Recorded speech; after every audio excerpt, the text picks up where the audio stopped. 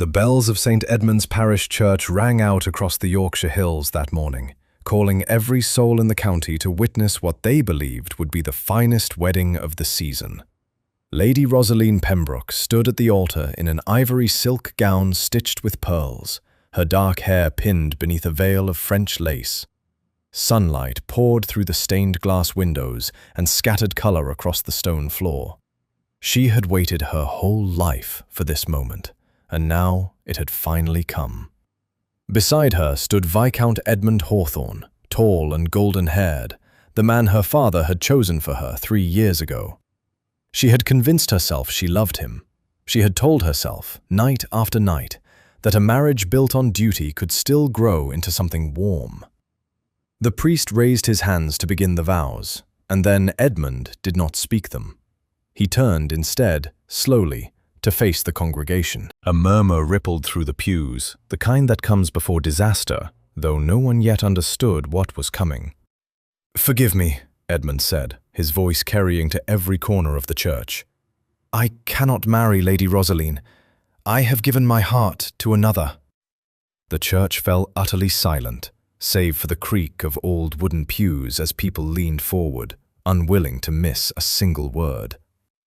"I love her cousin," Edmund continued. "Lady Beatrice. I have loved her for a year, and I will not stand before God and lie."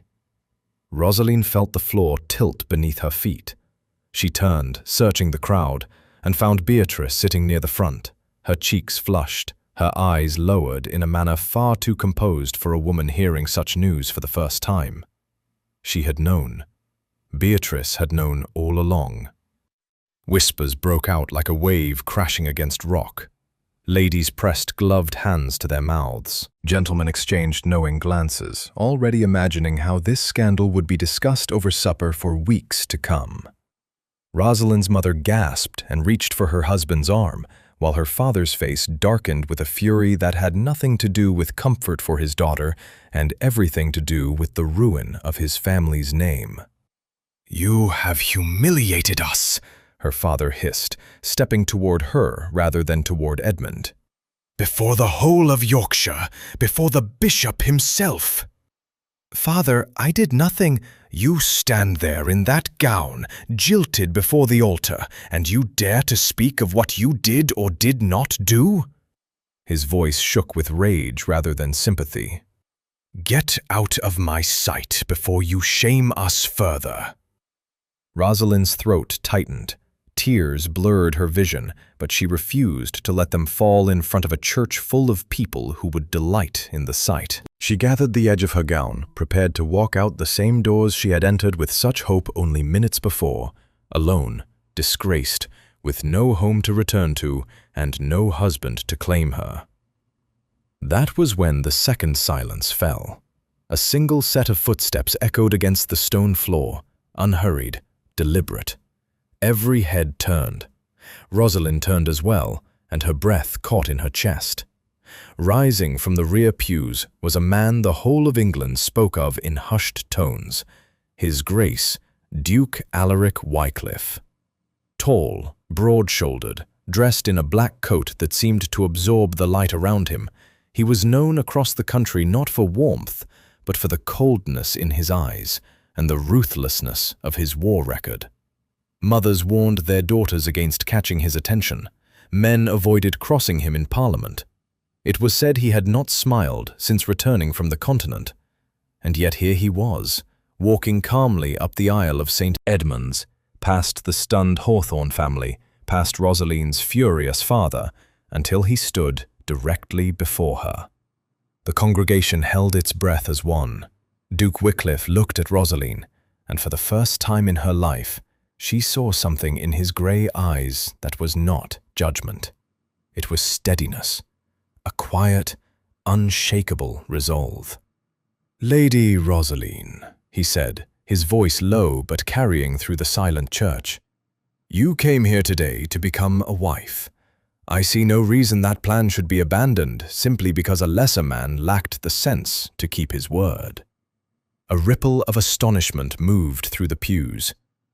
"Will you accept my name instead?" he asked. "Here, now, before this altar." Rosaline stared at him, certain she had misheard. Marriage to a stranger, and not just any stranger, but the most feared duke in England, spoken of as though he had no heart at all. And yet, what choice remained to her? Return home in disgrace to a father who had already disowned her in all but word? Wander from the church, a ruined woman, fit for nothing but pity and gossip? Or take the hand offered to her by a man the world called brutal? She looked once more at her father, whose face held no comfort, no love, only shame. She looked at Edmund, who could not meet her eyes. Then she looked at the Duke, whose gaze had not wavered once. "Yes," she said, so quietly at first that only he could hear it. Then, louder, so the whole church would know she had chosen this with her own voice. "Yes, Your Grace, I accept." The priest, still holding his prayer book with trembling hands, looked between the two of them before finding his composure.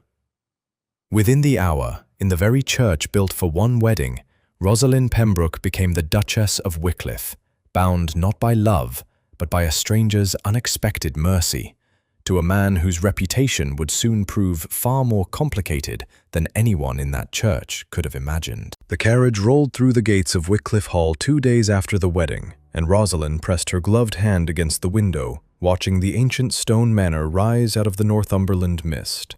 She had spent the journey bracing herself. Every tale she had ever heard of Duke Alaric Wickliffe painted him as a man of iron discipline, a soldier who ruled his household the way he had once ruled his regiment.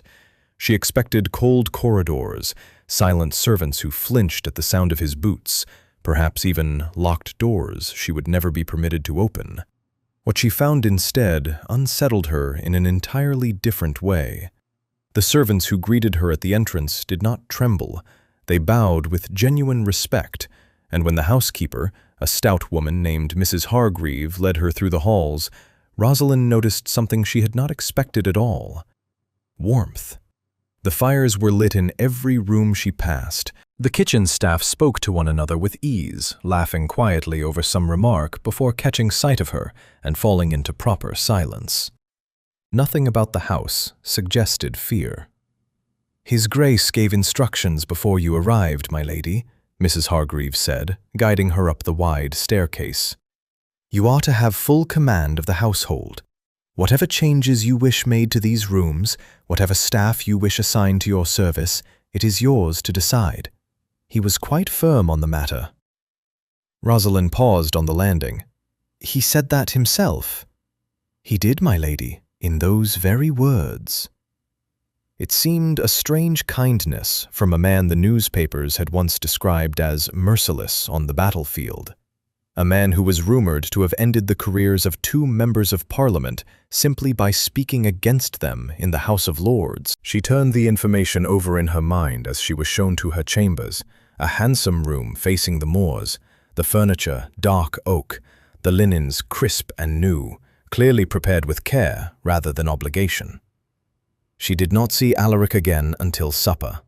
He sat at the head of the long table, dressed simply, without the ceremony she might have expected of a duke in his own home. When she entered, he rose from his chair, a small gesture, but one she noted all the same. Their conversation over the meal was brief. He asked whether her journey had been comfortable. He asked whether the room suited her. He did not ask about the wedding that had never taken place, nor about Edmund, nor about the humiliation still fresh enough to sting whenever she thought of it. For that, she was grateful, though his silence on the matter left her uncertain what he truly thought of the woman he had so suddenly married. "You need not thank me for any of this," he said finally, setting down his glass. "I would ask only that you make yourself at home here. This house has stood empty of any real mistress for a long while." "You are very kind, Your Grace." Something flickered across his face at the word kind, though it vanished before she could name it.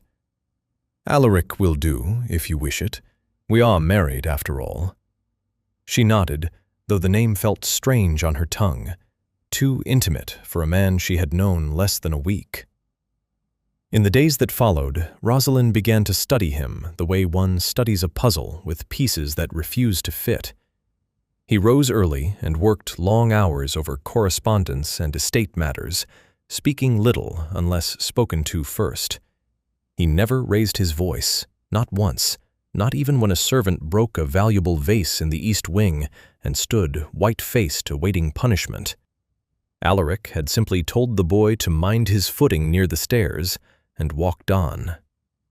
He never looked at Rosaline the way Edmund once had, with easy charm and practiced compliments, but neither did he look at her with the coldness the world seemed so certain he possessed. Still, she could not bring herself to trust it. Surely no man agreed to marry a stranger, disgraced before half the county, out of anything but duty or some private calculation she had not yet uncovered. She had learned, painfully, what it cost to believe in a man's affection only to have it proven false before an entire church. She would not make that mistake again. Whatever gentleness Alaric showed her, she told herself, was simply the manner of a disciplined man performing an obligation he had chosen to take on. Nothing more. And yet, late one evening, walking the upper gallery unable to sleep, she came upon him standing alone at the window, looking out over the dark shape of the moors, his expression unguarded in a way she had not yet seen. For the briefest moment, before he noticed her and his face settled back into its familiar stillness, she saw something that looked very much like loneliness. It was only a glimpse, but it was enough to make her wonder, for the first time since the church doors had closed behind her, whether the frightening Duke of Wickliffe was not entirely the man his reputation claimed him to be. The invitation to the autumn charity ball arrived a week after Rosalind's arrival at Wickliffe Hall, sealed in wax and addressed to Her Grace, the Duchess of Wickliffe. She turned the card over in her hands several times before setting it down, still unaccustomed to seeing her new title written in ink. "You need not attend if you would rather not," Alaric told her over breakfast, watching her carefully. "Durham society can wait another season for its gossip." "They will speak of me regardless of whether I appear," Rosalind replied. "I would rather they speak of me as a woman who faced them than one who hid from them." He said nothing to that, but something in his expression settled, as though her answer had pleased him more than he cared to admit. The gown chosen for the evening was a deep emerald satin, cut in the newer fashion with a modest train, and when Rosalind stood before the looking-glass, the family jewels Alaric had gifted her caught the candlelight at her throat. She hardly recognized the woman staring back. Gone was the trembling bride in ivory silk. In her place stood a duchess, however uncertain she still felt beneath the fine clothing. The ballroom in Durham glittered with candlelight and the low hum of conversation, but the moment Rosalind entered on Alaric's arm, the hum shifted into something sharper. Heads turned, fans lifted to cover whispering mouths. She had expected curiosity. She had not expected the particular cruelty that followed. "The abandoned bride who trapped a duke," she overheard one lady murmur behind a painted fan, not quite quiet enough. Another added that surely no man of Alaric's standing married for anything but political advantage, that a duchess so freshly disgraced could hardly expect genuine affection from a husband like his. Rosalind kept her chin level and her steps measured, refusing to let the words show on her face, though each one landed like a small stone against her chest. She had endured humiliation once already, before an entire congregation. She would not crumble before a ballroom of strangers dressed in silk. Alaric said little throughout the evening, offering short, formal replies to those who greeted him and steering Rosalind gently through the crowd with a hand at the small of her back. She began to wonder whether his silence was indifference to the whispers, or whether, like her, he simply chose not to give them the satisfaction of a reaction. She learned the truth of it near midnight. Lord Pelham, a stout gentleman known for his loose tongue after several glasses of claret, approached them near the refreshment table with a smirk he made no effort to hide. "Your Grace," he said to Alaric, bowing slightly too low to be respectful. "I must say, it takes a particular sort of man to marry a woman cast off at the altar. Tell me, was it pity that moved you? Or did you simply require a duchess and take whatever was left standing?" A ripple of laughter passed through the small crowd that had gathered nearby, quiet but unmistakable. Rosalind felt her face burn, humiliation rising in her throat, but before she could speak, Alaric turned toward Lord Pelham with a stillness that seemed to draw the very air out of the room. "Say that again," Alaric said, his voice low, without a trace of heat, which somehow made it more unsettling than any shout could have been. Lord Pelham's smirk faltered. "I meant no offense, Your Grace, only you have insulted my wife's honor before a room full of witnesses," Alaric continued, "and you will offer her a proper apology before I decide whether the matter ends here or continues elsewhere, at a time and place of my choosing." The threat, spoken so calmly, carried more weight than any raised voice could have managed. The color drained from Lord Pelham's face. Duels, though officially frowned upon, were not unheard of among men of rank, and everyone present understood that Alaric Wickliffe was not a man given to idle words. "Forgive me, Your Grace," Lord Pelham said quickly, turning to Rosalind with a stiff, hurried bow. "My lady, I spoke out of turn. I beg your pardon." Rosalind accepted the apology with a small nod, though her heart still hammered against her ribs. Around them, the ballroom had gone quiet enough that the apology carried to every corner of the room, and she noticed several of the ladies who had whispered earlier now watching her with something closer to caution than scorn. Later, as their carriage rolled back toward Wickliffe Hall, beneath a sky thick with stars, Rosalind studied her husband's profile in the dim light. "You did not have to defend me so publicly," she said quietly. "You are my wife," Alaric replied, his eyes fixed on the passing darkness beyond the window.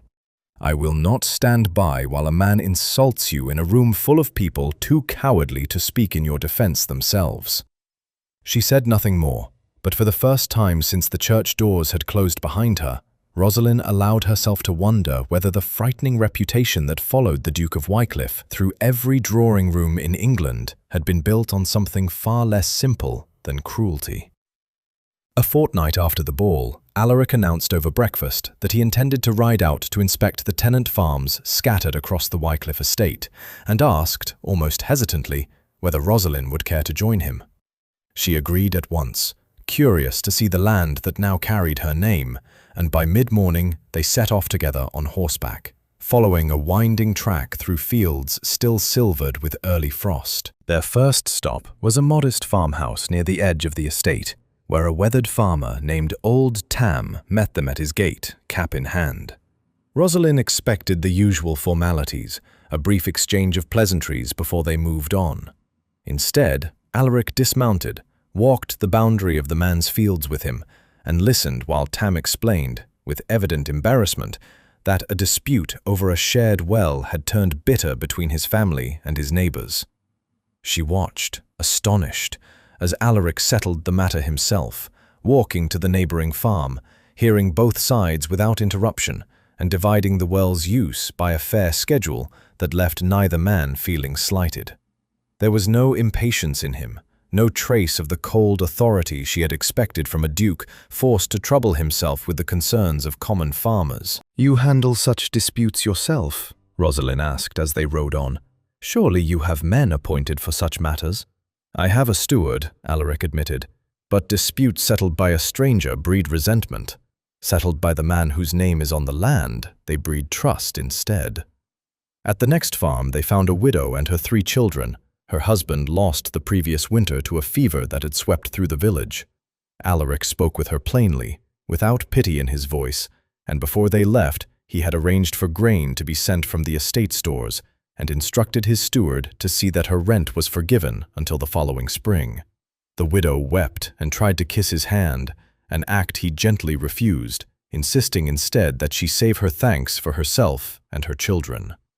By the time they reached the village at the estate's edge, Rosalind had begun to understand that what she was witnessing was no performance staged for her benefit. The villagers greeted Alaric not with fear, but with the easy familiarity of people who had long since learned what sort of man truly stood beneath the title.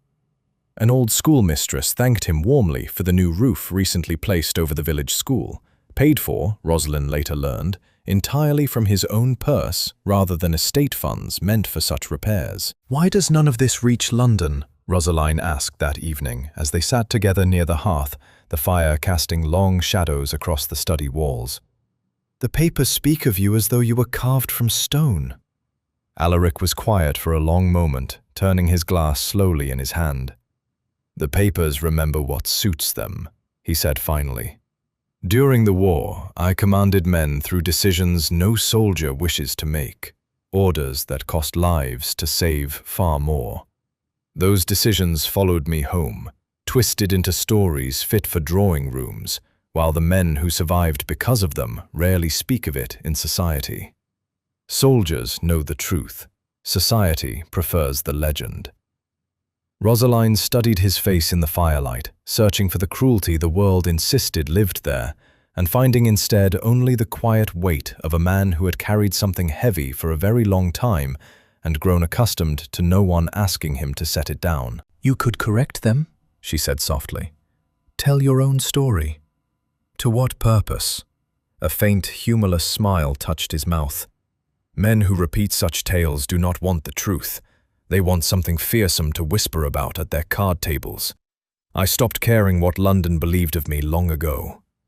"I do not think that is entirely true," Rosaline said, before she could stop herself. He looked at her then, something unreadable moving behind his grey eyes, and for a moment neither of them spoke. "Perhaps not entirely," he admitted at last. She thought of the widow's grateful tears, the schoolmistress's warm greeting, old Tam's quiet respect, and the strange gentleness with which Alaric had handled every dispute and every hardship that day, without once raising his voice or his hand. None of it matched the man London whispered about in fearful tones. She began to understand that the Duke she had married in desperation, believing him a stranger cold enough to suit her ruined circumstances, was in truth a man who had simply stopped expecting kindness from the world, and had, therefore, stopped offering explanations for the kindness he still quietly gave. For the first time since the church doors had closed behind her, Rosalind found herself wishing to know the whole of him, not merely the parts the world had chosen to see.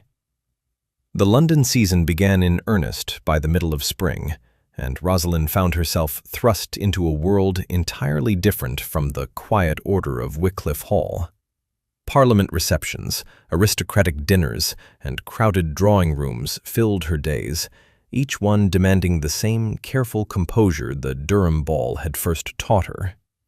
She had grown steadier in her role as Duchess these past months, no longer flinching at whispered remarks, no longer doubting whether she belonged on Alaric's arm. It was at a reception hosted by Lady Cavendish, held in a townhouse overlooking Grosvenor Square, that she saw Edmund again. He looked thinner than she remembered, the golden ease that had once suited him so well, now dulled by something closer to desperation. She learned soon enough, through the low murmur of gossip that trailed him through the room, that Lady Beatrice had abandoned him not long after their scandal broke, once her own family's fortune collapsed under mounting debts. Whatever affection Edmund claimed to have felt for her cousin had apparently not survived the loss of her inheritance. He approached Rosalind the moment Alaric stepped away to speak with a fellow member of the House of Lords. "Rosalind," Edmund said, his voice low, urgent, "you look well. Truly, I am glad of it." "Your Grace," Rosalind corrected coolly, "if we are to speak at all." He flinched, though he recovered quickly. "I have thought of nothing but you these past months. I was a fool, blinded by Beatrice's flattery, and I have paid dearly for that foolishness. I know I have no right to ask, but I beg you to hear me. I made a terrible mistake." "You humiliated me before the whole of Yorkshire," Rosalind said, keeping her voice level despite the anger stirring beneath it. "Before my own family. And now, because the woman you chose has left you penniless, you return to remind me of what I once meant to you?" "It is not like that," Edmund insisted, reaching for her hand before she withdrew it. "I never stopped caring for you, Rosalind. Not truly. If you would only give me a chance to prove—" "There is nothing to prove," she said. "I am married, Edmund. I am the Duchess of Wickliffe, and I have no wish to revisit a chapter of my life that ended the moment you turned from me at the altar." He did not relent easily. Over the following weeks, Edmund appeared wherever Rosaline was expected, at the opera, at charity luncheons, once even outside the milliner's shop on Bond Street, where she had gone to select ribbon for a new bonnet. Each time he begged for a private word, and each time she refused him, though his persistence began to draw the very attention she had hoped to avoid. Newspapers, ever hungry for scandal among the nobility, took quiet delight in the situation, printing veiled suggestions that the Duchess of Wickliffe still harbored tender feelings for her former fiancé, and that her marriage to the Duke had perhaps been one of convenience rather than affection. Rosaline expected Alaric to intervene, to forbid Edmund from approaching her again, or at the very least, to voice some measure of jealousy or displeasure. He did neither. "You know I want nothing to do with him," she said one evening, unable to bear his silence on the matter any longer. "Why do you say nothing? Why do you not send him away yourself?" Alaric set down the letter he had been reading and regarded her steadily. "Because the choice must be yours, Rosaline, not mine. I will not have you married to me out of fear that I would forbid you any other path. If you wish to return to him, I would not stand in your way, however little I might wish it." "I do not wish it," she said, startled by the sudden heat in her own voice. "I have never wished it, not once since the day you stood beside me in that church." Something shifted in his expression at her words, quiet and unguarded, though he said nothing further on the matter that evening. It was only later, lying awake in the darkness of her chamber, that Rosaline understood the peculiar strength of what Alaric had offered her. Edmund had once claimed to love her and had proven, before an entire congregation, how little that claim was worth. Alaric had never once spoken of love, and yet he had given her something Edmund never had, the freedom to choose him honestly, without command or coercion, and the quiet trust that she would choose rightly on her own. She realized, with a small and startling clarity, that she no longer thought of her marriage as an arrangement born of desperation. Somewhere between the moors of Northumberland and the crowded drawing rooms of London, it had become something else entirely, though she was not yet certain she was brave enough to name it. The discovery came by accident, as such things often do. Rosaline had gone to Hawthorne Manor in Kent at the invitation of her aunt, who hoped a quiet visit might ease the strain that had settled over the family since the wedding scandal. She had agreed reluctantly, more out of duty to her mother than any wish to see her father again, and it was during that visit, while searching for a shawl she had left in the drawing room, that she overheard voices through the half-open door of her uncle's study.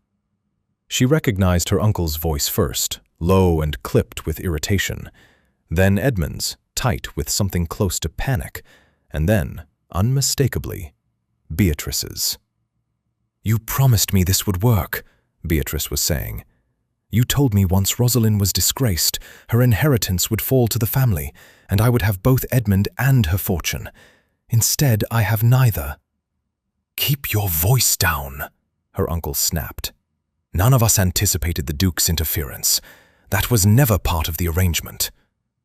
Rosaline froze, her hand still resting on the door, unable to move, unable to breathe. "We planned the humiliation carefully," her uncle continued, quieter now, though the walls of the old manor carried sound easily enough.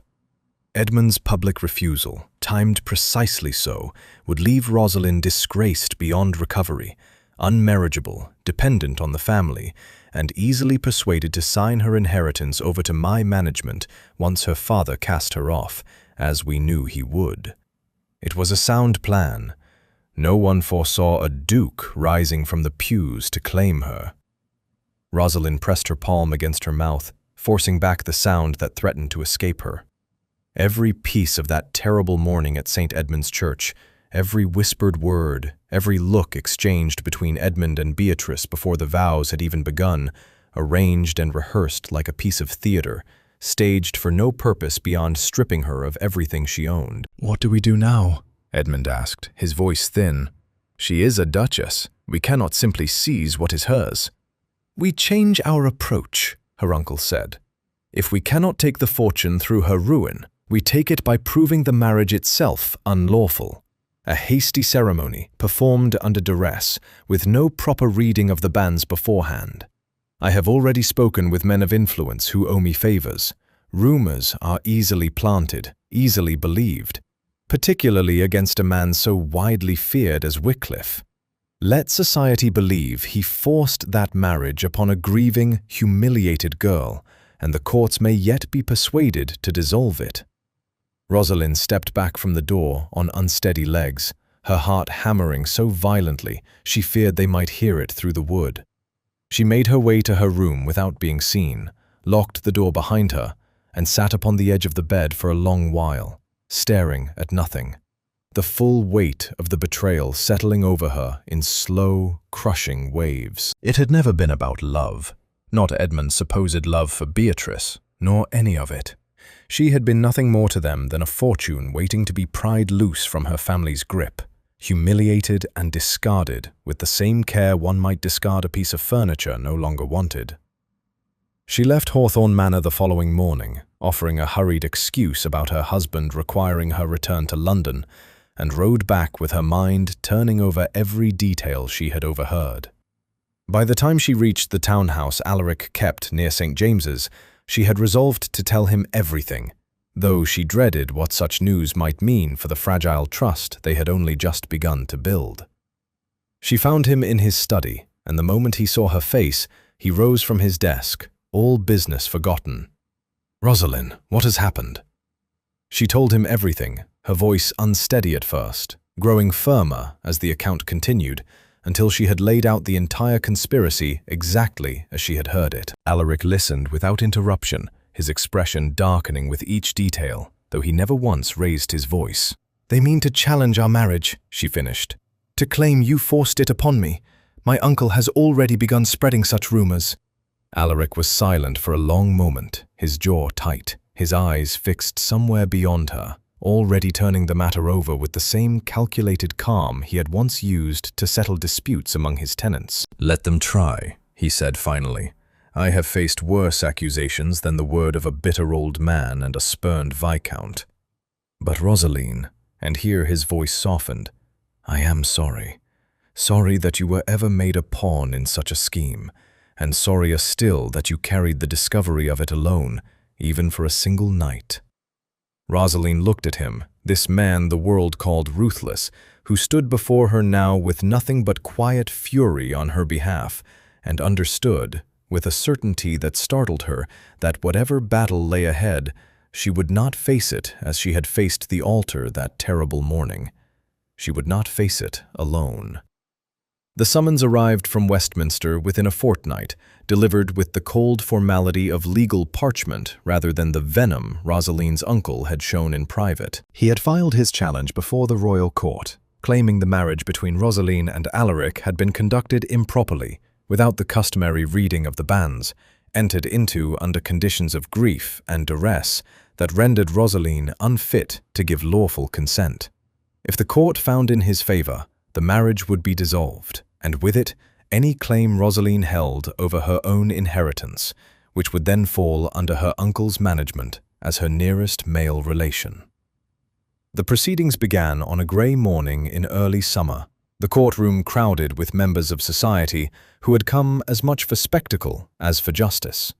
Rosaline sat beside Alaric, her hands folded tightly in her lap, watching her uncle present his case with a composure that made his lies sound almost reasonable to ears unfamiliar with the truth. The marriage was conducted within hours of a public humiliation, her uncle told the court, performed by a priest given no opportunity to properly consider its lawfulness, to a woman clearly not in possession of sound judgment following such distress.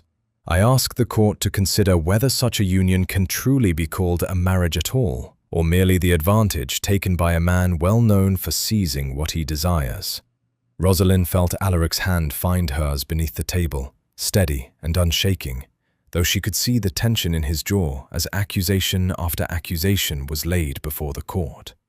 The defense called its witnesses in turn.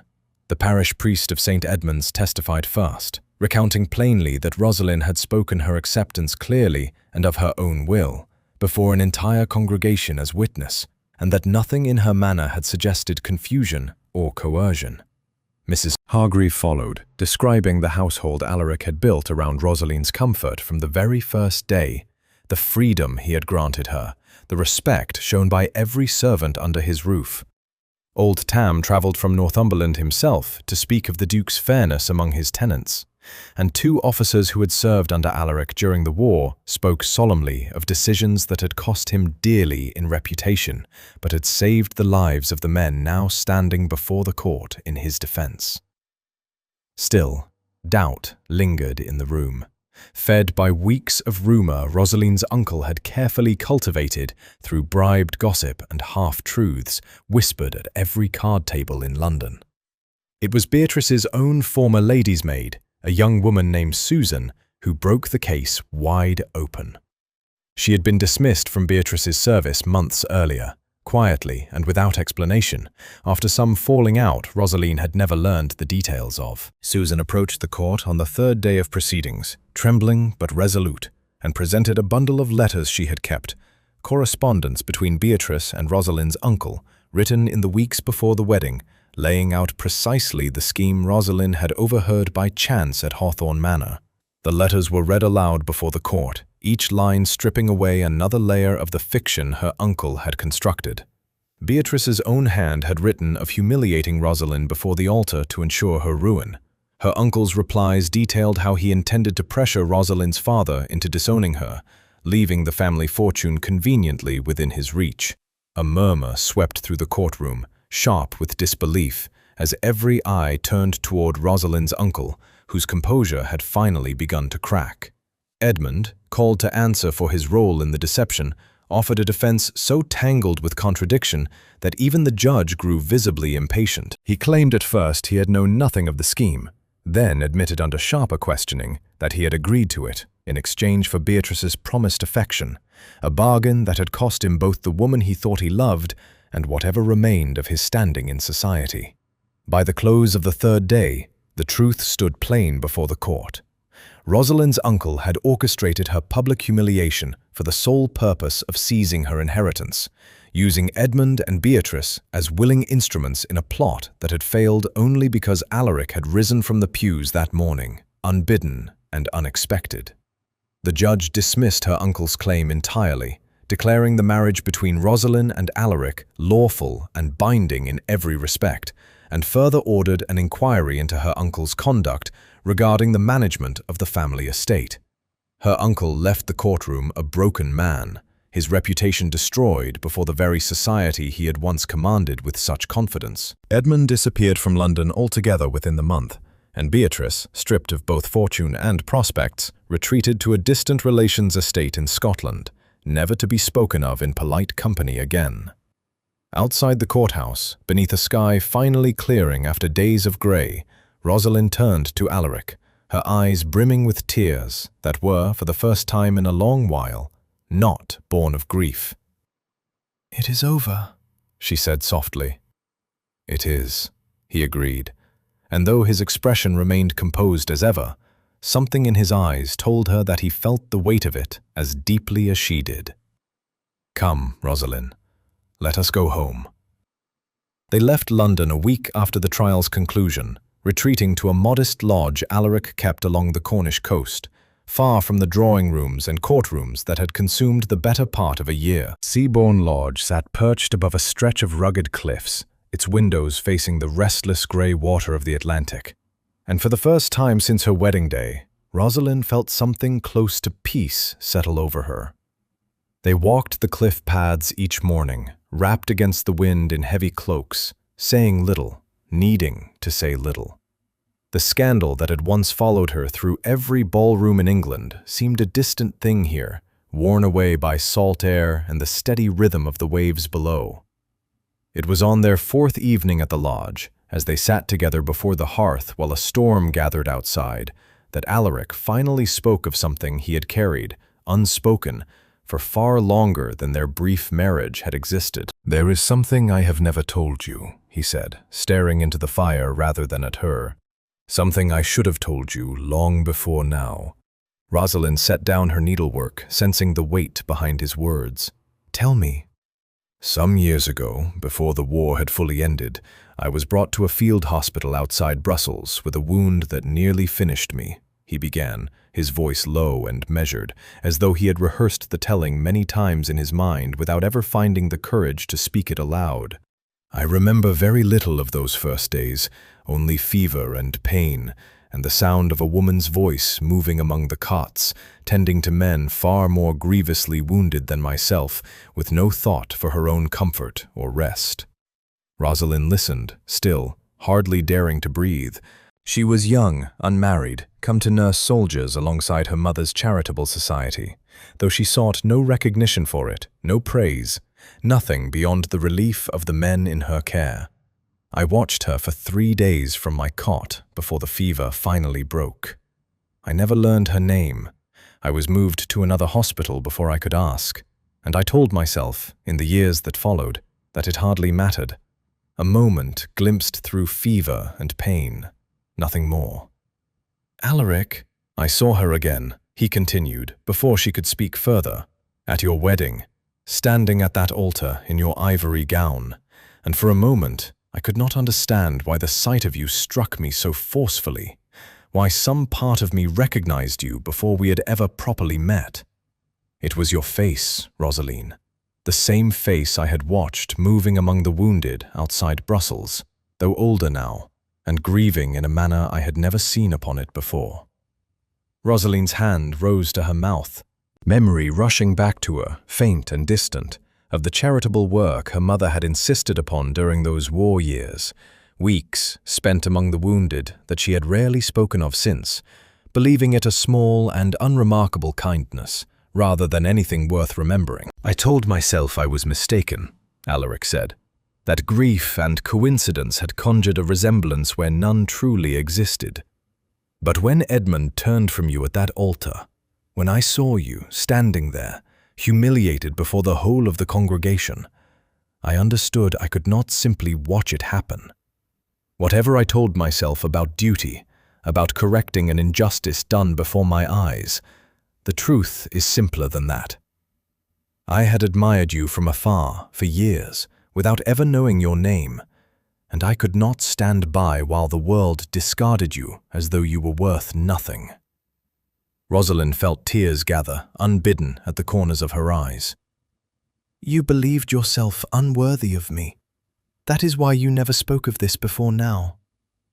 I believed the war had hardened me beyond what any gentle woman deserved, Alaric admitted quietly. I did not think myself capable of offering you anything beyond safety and a name. I told myself that would be enough, that I asked for nothing more than your comfort in return.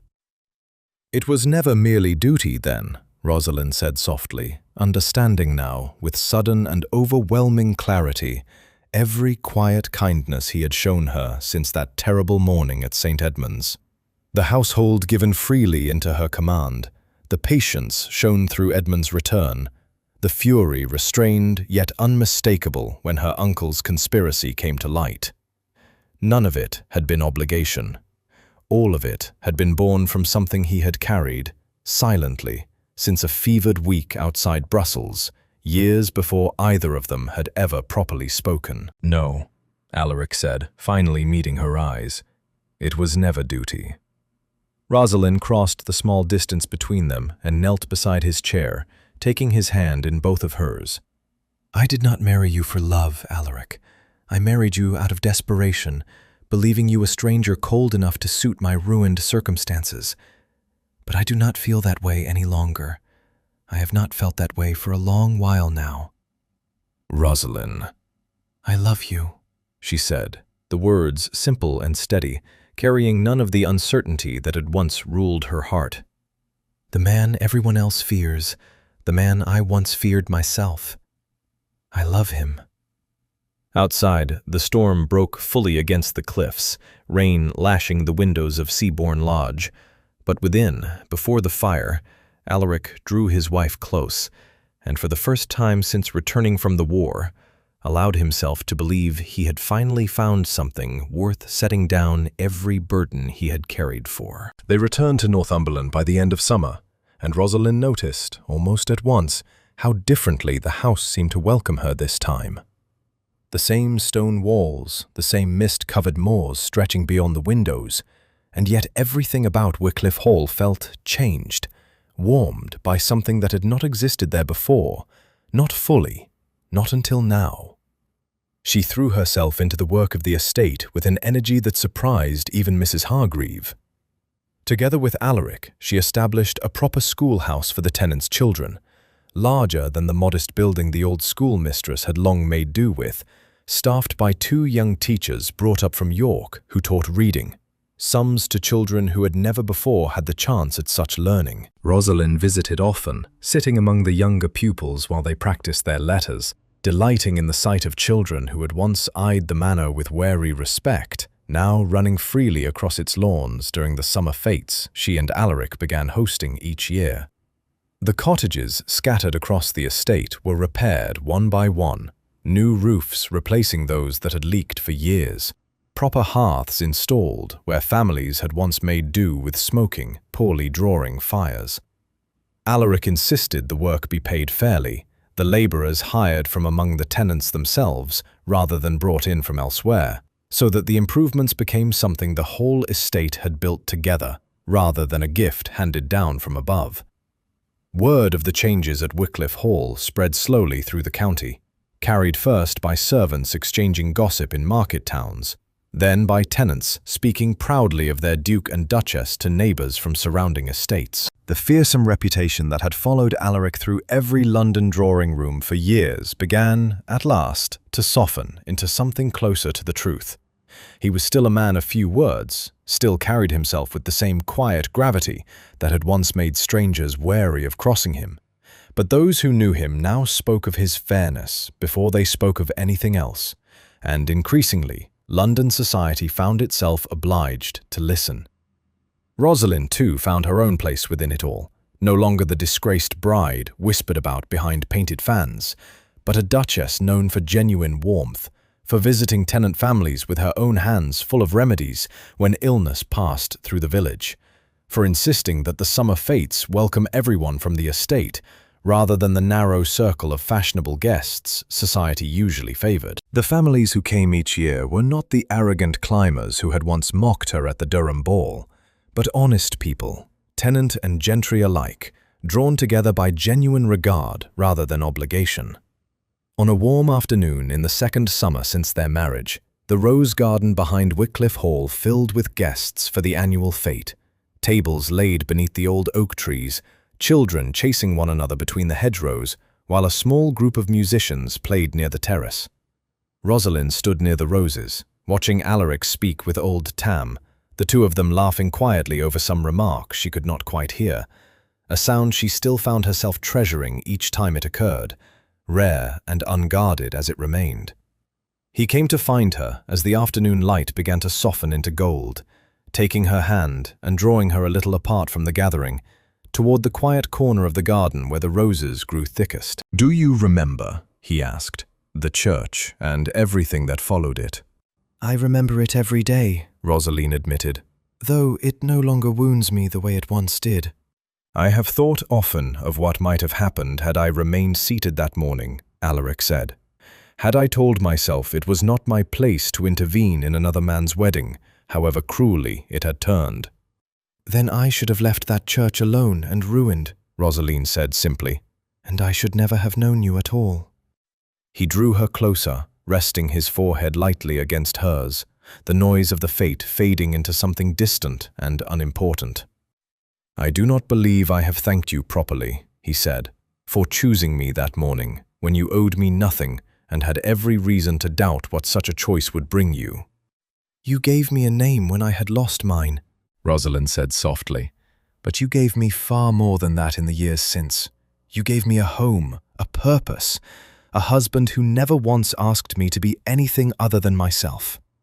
Around them the fete continued, laughter carrying across the lawn, the scent of roses thick in the warm afternoon air, and Rosalind understood, standing there in the garden where her true marriage had quietly begun, that the life she now held had been built, not upon the ruins of that terrible morning at St. Edmund's, but upon something far sturdier, chosen freely by two people who had each learned, in their own difficult way, that the greatest blessings often arrive disguised as the very moment when everything seems lost.